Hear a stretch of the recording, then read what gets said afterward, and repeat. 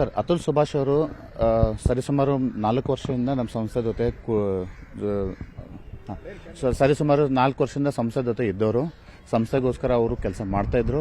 ಆಮೇಲೆ ನಮ್ಮ ಸಂಸ್ಥೆಯಲ್ಲಿ ಹೆಂಗಿದೆ ಅಂದರೆ ಪ್ರತಿ ವಾರಕ್ಕೊಂದ್ಸತಿ ಅಥವಾ ತಿಂಗಳಿಗೊಂದ್ಸತಿ ನಮ್ಮಲ್ಲೆಲ್ಲ ಕಾಲ್ ಆಗುತ್ತೆ. ಅಂದರೆ ಒಂದು ಫೋನಲ್ಲಿ ಟೆಲಿಫೋನಿಕಲ್ಲಿ ಕಾಲ್ ಆಗುತ್ತೆ. ಅಲ್ಲಿ ಪ್ರತಿಯೊಬ್ಬರು ತಮ್ಮ ಸಮಸ್ಯೆಗಳನ್ನು ಹೇಳ್ಕೊತಾರೆ, ಹೀಗಿದೆ ಅಂತ.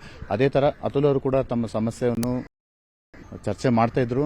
ಚರ್ಚೆ ಮಾಡೋ ಟೈಮಲ್ಲಿ ಅವ್ರ ಸಮಸ್ಯೆಯನ್ನು ಕೇಳ್ತಿದ್ದಾಗ ನಮಗೆ ಅನ್ನಿಸ್ತಾ ಇತ್ತು, ಏನಪ್ಪ ಇದು, ಒಬ್ಬ ಹೆಂಡತಿ ಮಡದಿ ಆದವಳು ಒಬ್ಬ ಗಂಡನ ಈ ರೀತಿವರೆಗೂ ಅಥವಾ ಈ ಮಟ್ಟಕ್ಕೆ ಅವ್ರನ್ನ ಪೀಡಿಸ್ಬೋದಾ ಅನ್ನೋದು ನಮಗೆ ಒಂದು ತುಂಬ ಬೇಜಾರಾಗ್ತಿತ್ತು ಅವ್ರು ಹೇಳ್ಕೊಳ್ಳೋ ಟೈಮಲ್ಲಿ.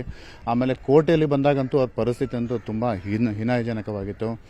ಈಗ ಅಲ್ಲಿ ಮಾಧ್ಯಮದಲ್ಲಿ ಬಂದಿರೋ ಹಾಗೆ ಮತ್ತು ಆಮೇಲೆ ಅತುಲ್ ಸುಭಾಷ್ ಅವರು ಆಲ್ರೆಡಿ ಹೇಳಿರೋ ಹಾಗೆ ಅವ್ರ ಡೆತ್ ನೋಟಲ್ಲಿ ಮತ್ತು ಅವರು ಸೂಸೈಡ್ ಡಾಕ್ಯುಮೆಂಟಲ್ಲಿ ಸರಿಸುಮಾರು ಒಂದು ಮಗುನ ಮಕ ನೋಡಲಿಕ್ಕೆ ಒಂದು 30 ಲಕ್ಷ ಬೇಡಿಕೆ ಇಡ್ತಾರೆ. ಆಮೇಲೆ ಡಿವೋರ್ಸ್ ಬೇಕು ಅಂತಂದರೆ 3 ಕೋಟಿಯನ್ನು ಕೊಡು ಅಂತ ಹೇಳ್ತಾರೆ. ಇದು ಯಾವಾಗ ಅಂತಂದರೆ ಆಲ್ರೆಡಿ ಅವ್ರಿಗೆ 25 ಲಕ್ಷ ಕೊಟ್ಟಾಗಿತ್ತು. 25 ಲಕ್ಷ ಕೊಟ್ಟರು ಕೂಡ ಅವ್ರಿಗೆ ಸಮಾಧಾನ ಆಗದೆ ಇರೋಕ್ಕೆ ಮತ್ತೆ ಇನ್ನೂ 30 ಲಕ್ಷ ಕೊಡು ಮಗು ನೋಡೋಕ್ಕೆ, ಇನ್ನು 3 ಕೋಟಿ ಕೊಡು ನೀನು ಬಿಡೋಕ್ಕೆ ಅಂತ ಕೇಳಿದಾಗ, ಆಮೇಲೆ ಇಲ್ಲಿ ಹೆಂಡತಿಯಿಂದ ಒಂದು ರೀತಿ ಅವನಿಗೆ ಮಾನಸಿಕ ಹಿಂಸೆ ಆದರೆ ಕೋರ್ಟಲ್ಲಿ ಕೂಡ ಜಡ್ಜ್ ಅವ್ರಿಗೆ ಹೇಳ್ತಾರೆ, ಒಂದು ಸನ್ನಿವೇಶ ಅವರು ಕ್ಲಿಯರ್ ಆಗಿ ಮೆನ್ಷನ್ ಮಾಡಿದ್ದಾರೆ ಡೆತ್ ನೋಟಲ್ಲಿ. ಜಡ್ಜ್ ಹೇಳ್ತಾರೆ, ಜೌನ್ಪುರ್ ಫ್ಯಾಮಿಲಿ ಕೋರ್ಟ್ ಜಡ್ಜ್ ಅವರು ಹೇಳ್ತಾರೆ, ಅಲ್ಲಿ ಜಡ್ಜ್ ಹೆಸರು ಕೂಡ ಮಾಧ್ಯಮದಲ್ಲಿ ಆಲ್ರೆಡಿ ಬಂದಾಗಿದೆ. ಅವ್ರು ಹೇಳ್ತಾರೆ, ನಾನೇನು ಕೇಸ್ಗಳನ್ನು ಸೆಟಲ್ ಮಾಡಿಕೊಡ್ತೀನಿ, ನನಗೆ ನೀನು 5 ಲಕ್ಷ ಕೊಡು ಅಂತ ಹೇಳಿ ಬೇಡಿಕೆ ಇಡ್ತಾರೆ. ಈ ಒಬ್ಬ ನೊಂದ ಮನುಷ್ಯ ಅವನಿಗೆ ಹೇಳ್ತಾರೆ, for any person last resort is the judiciary ಅಂತ ಹೇಳ್ತಾರೆ. ಆ ಕೊನೆ ಒಂದು ಆಸೆನೂ ಕೂಡ ಅವ್ರಿಗೆ ಕೊನೆ ಒಂದು ಸಪೋರ್ಟ್ ಕೂಡ ಕೈ ಬಿಟ್ಟಾಗ ಮನುಷ್ಯ ತುಂಬಾ ಹತಾಶ ಆಗ್ತಾನೆ. ಆಮೇಲೆ ಅದಷ್ಟೇ ಜಡ್ಜ್ ಅಲ್ಲದೆ ಕೂಡ ಅಲ್ಲಿ ಕೋರ್ಟಲ್ಲಿ ಇರುವಂತ ಒಬ್ಬ ಬೆಂಚ್ ಕಲರ್ಗೂ ಕೂಡ ಇವ್ರಿಗೆ ಒಂದು ಹಣವನ್ನು ಬೇಡಿಕೆ ಇಡ್ತಾನೆ. ಅವ್ರಿಗೆ ಸಿಸ್ಟಮ್ ಅನ್ನ ನೋಡಿ ಬೇಸತ್ತು ಕೊನೆಗೆ ಇಂಥ ಒಂದು ನಿರ್ಧಾರವನ್ನು ತಗೊಂಡಿದ್ದಾರೆ ಅವರು.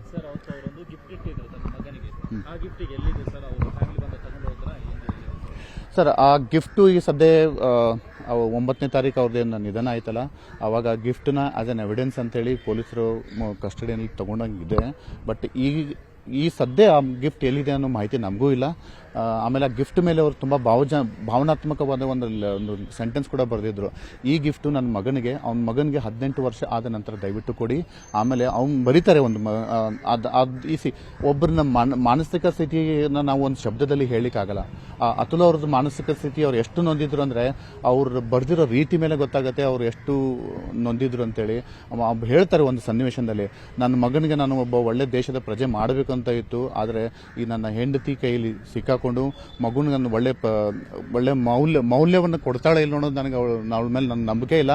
ಅದಕ್ಕೋಸ್ಕರ ನನ್ನ ಮಗುನ ನನ್ನ ತಂದೆ ತಾಯಿಗೆ ಕೊಡಿ ಅಂತ ಹೇಳಿ ಒಂದು ಭಾವನಾತ್ಮಕ ಒಂದು ಲೆಟರ್ ಬರೀತಾರೆ. ಆಮೇಲೆ ಡೆತ್ ನೋಟಿನ ಒಂದು ಕೊನೆ ಪೇಜಲ್ಲಿ ನೋಡಿದ್ರೆ ನೀವು ಒಂದು ಸಾಂಗ್ ಕೂಡ ಬರೀತಾರೆ. ಅಲ್ಲಿ ಹೇಳ್ತಾರೆ, ಡೆತ್ ಹ್ಯಾಸ್ ನೋ ಫಿಯರ್ ಅಂತ ಹೇಳಿ.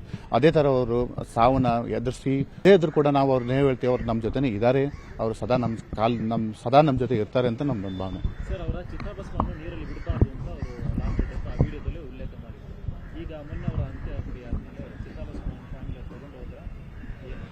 ಸರ್, ಅವರು ಸದ್ಯ ಮಟ್ಟಿಗೆ ಅವ್ರ ಚಿತಾಭಸ್ಮ ಅವರ ಫ್ಯಾಮಿಲಿಯ ಜೊತೆ ಇದ್ದಾರೆ. ಆಮೇಲೆ ಅವ್ರದ್ದು ಕೋರಿಕೆ ಏನಿತ್ತು, ಅವ್ರದ್ದು ಡಿಮ್ಯಾಂಡ್ಸ್ ಏನಿತ್ತು, ಡಿಮ್ಯಾಂಡ್ಸಲ್ಲಿ ಕೂಡ ಕ್ಲಿಯರ್ ಆಗಿ ಮೆನ್ಷನ್ ಮಾಡಿದ್ದಾರೆ. ನನಗೆ ಜುಡಿಷಿಯರಿಯಿಂದ ನನಗೆ ನ್ಯಾಯ ಸಿಗದೆ ಹೋದರೆ ನನ್ನ ಅಸ್ಥಿಗಳನ್ನು ನೀವು ಗಂಗಾದಲ್ಲಿ ಬಿಡಲಿಕ್ಕೆ ಹೋಗ್ಬಿಡಿ, ಅಲ್ಲೇ ಕೋರ್ಟ್ ಎದುರುಗಡೆ ಒಂದು ಗಟರಲ್ಲಿ ಅದನ್ನು ವಿಸರ್ಜನೆ ಮಾಡಿಬಿಡಿ ಅಂತ ಒಂದು ತುಂಬ ಬೇಸತ್ತು ಅದು ಲೆಟರ್ ಬರೆದಿದ್ದಾರೆ. ಸರ್, ಅವ್ರು ಅದೊಂದು ಲೆಟರ್ ಒಂದು ಸ್ಟೇಟ್ಮೆಂಟಲ್ಲಿ ಹೇಳುತ್ತೆ ಅವ್ರು ಯಾವ ಮಟ್ಟಿಗೆ ಅವರು ಒಂದು ಜುಡಿಷಿಯರಿ ಸಿಸ್ಟಮ್ ಬೇಸತ್ತೋಗಿದ್ರು ಅಂತ ಹೇಳಿ.